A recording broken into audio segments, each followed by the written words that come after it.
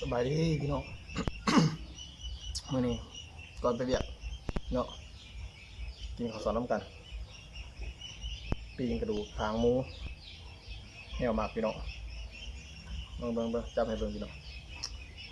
จากซีมดำให้เนื้อพี่น้องเด้อมันหลายพี่น้อง2 ตอนพี่น้อง2 ตอนของแน่นี่ปวดท้องซ้อยจีกินรสมีเห็นน้ำไม้ต้มพี่น้องของแกะโมไลหรอกมื้อนี้กับมากินไม้แจ่วซีฟู้ดเนาะกินกับข้าวเหนียวพี่น้องไปรุมเด้อมาแซ่บๆมันสิไปการประทานพี่น้องสวยเด้อ7 โมงครึ่งแล้วเป็ดไก่ละก็ถึงกินได้พี่น้องเด้อโอ้เพชรพี่น้องเพชรมาเบิ่งจำเจียวไว้จักบาทคักกูบ่เมียเฮ็ดให้เจียว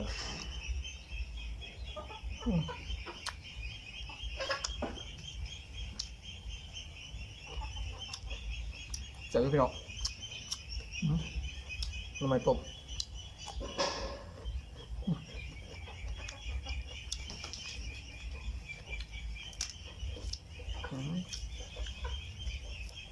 ต้องกินเนี่ยสิพี่น้องนี่จะแซ่บนะคำใหญ่เบิ่งจักบาท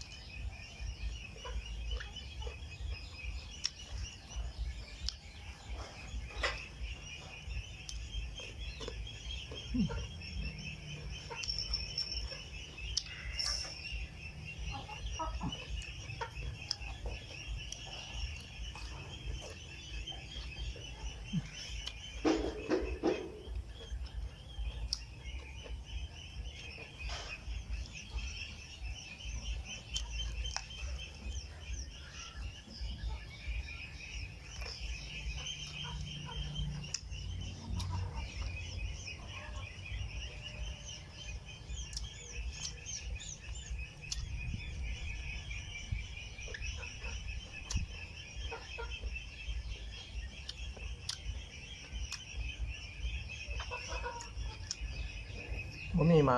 ท้าพี่น้องกินบะหมี่ไม้แท้ยาวเนี่ยบะหมี่ไม้ลาย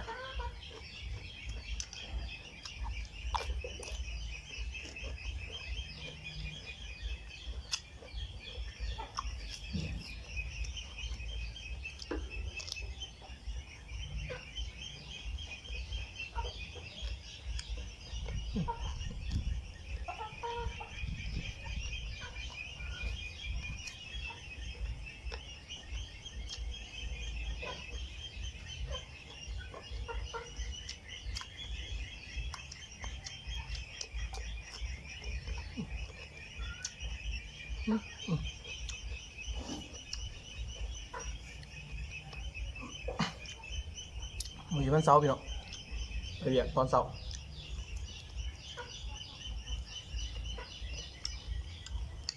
ไปเวียกกินข้าวเสาร์ก็พี่น้องไปตลาดเอง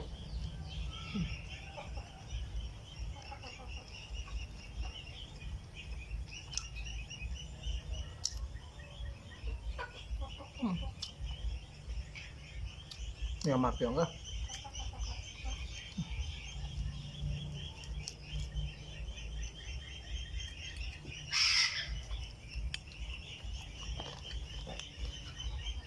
ในบางคนถามว่า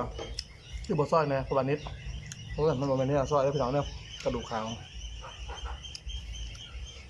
กินแห้งกินได้สิมันแซ่บซอยบวเขาคา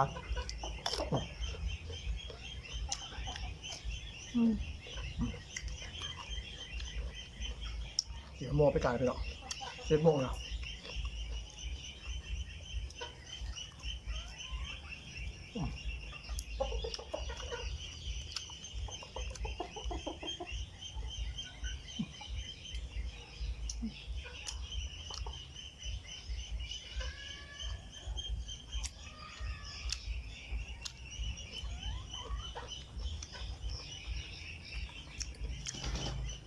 มาปิ้งให้เบิ่งได้พี่น้องเด้อ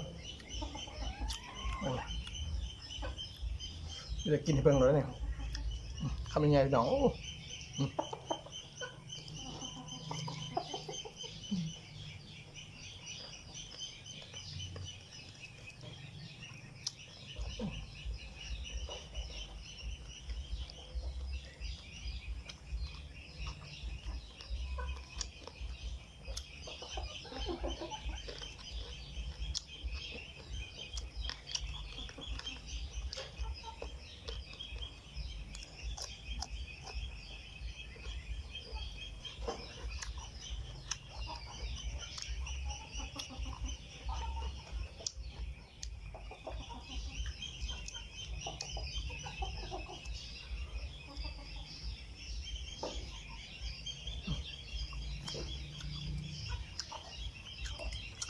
คุยร้ายบ่ได้เจ้าเพชรพี่น้อง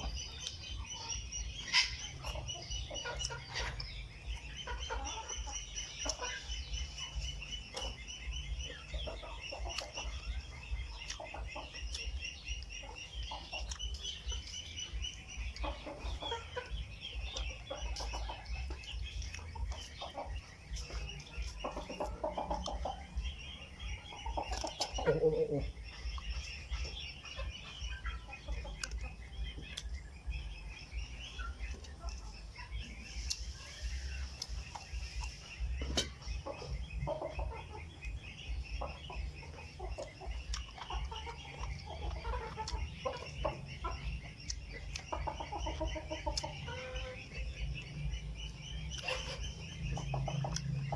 จะสวิตฝนได้พี่น้อง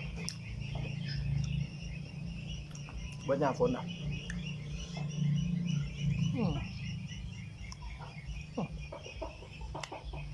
กินเนี่ยนี่มันจะเสียแล้วพี่น้องเด้อกระสันมาสีเลย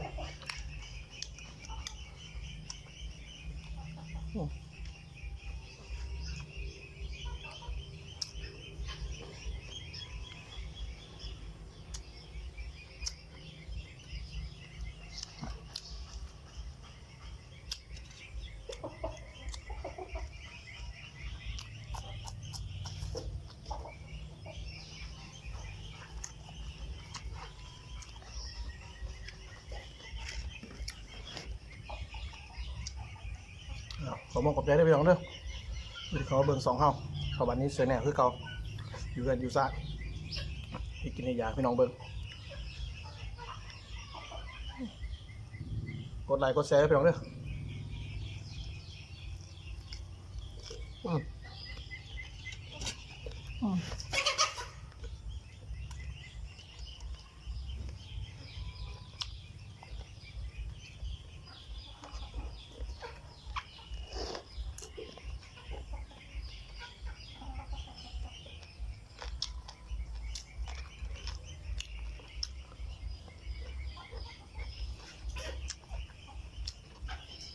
ก็สิประมาณนี้แล้วพี่น้องเนาะ